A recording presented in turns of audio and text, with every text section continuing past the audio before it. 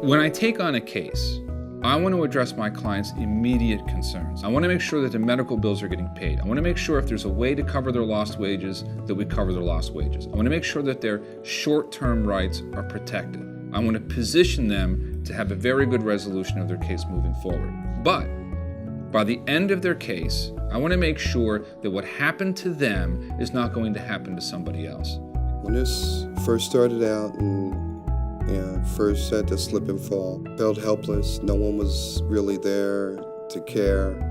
Working on your life and then having an injury like this, it stops you cold. And then I'm thinking about the future. I have 2 kids, I had all these bills, and I had no idea how I was gonna pay all this stuff. He was in his mid-40s at the time, and it was very clear that he was only going to get one shot to get the recovery that he needed to get him through the next 20 or 30 years of his life. So we understood how important his case was to him and to his entire family. It was a godsend. I felt like I was going nowhere. I was treading water. And to have him come in there and take all that weight off my shoulder, it was just great. So Steve's case is really a great example of how injured folks, their rights can extend beyond just getting your medical bills paid and getting some of your wage loss paid. I don't recall anything about the accident. I just woke up in the hospital. I was basically on all this life support tubes. I was awake, but I couldn't talk, I couldn't move. She had been told that the crash was her fault. She was a 17-year-old high school senior who had only had a license for a year and couldn't remember anything from the crash. Our independent investigation that included a professional reconstruction of the crash found that it clearly was not her fault. It was the fault of the other driver, despite the fact that Pamela had actually rear-ended the vehicle in front of her on the highway. We had a bunch of medical bills piled up. I couldn't finish actually attending school because I wasn't physically able to go to my classes. The first thing I do is address my client's immediate concerns. We were able to take that stack of medical bills, sort it all out, and chip away at it, working with the insurance companies, making sure that Pamela and her family's interests are being protected until we were able to make it go away completely. Everything was much, much simpler. Eric Zajac was able to fix all of my bills. I didn't believe that I could get better, but with Eric Zajac by my side, fighting for me and always rooting for me, I had that hope.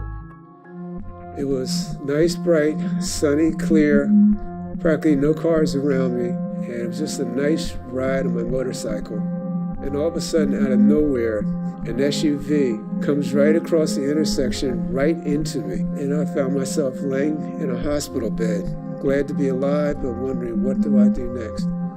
Aaron was in no position to talk to anybody. We knew we needed to act quickly to keep that investigation open so that the officer would hear Mr. Bass's side of the facts. When we did that, we were able to show that Mr. Bass was completely free of any fault in what happened to him that day. In the middle of all this medical treatment he was getting, his insurance company just suddenly stopped paying his bills, and they are piling up very quickly.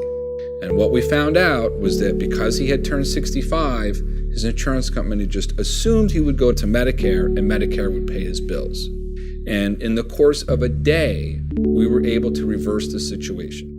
It's taken a lot of stress off, a lot of worry off, and knowing that somebody's there in a time where you're not even sure what's next. And I'm just glad that Eric Zajac was the lawyer of choice. I was coming down from the second level of the truck, and my leg went through a stone drain that was broken. I needed surgery on my knee, but right after the surgery, around 3 or 4 weeks after the surgery, my employer was trying to force me to get back to work. And once we got into that the courtroom, it was a thing of beauty that they kept on fighting for me, and they were always communicating with me. Really felt like they were my friends, not just my lawyer, and I love that. Forever be grateful. One of the most important things that I impress upon a client is that they can count on me to have their backs, because they don't just want a lawyer to process their case.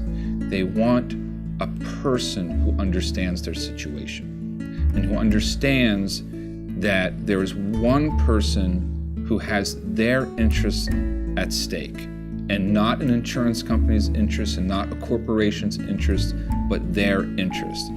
That's my job. That's why we fight for our clients.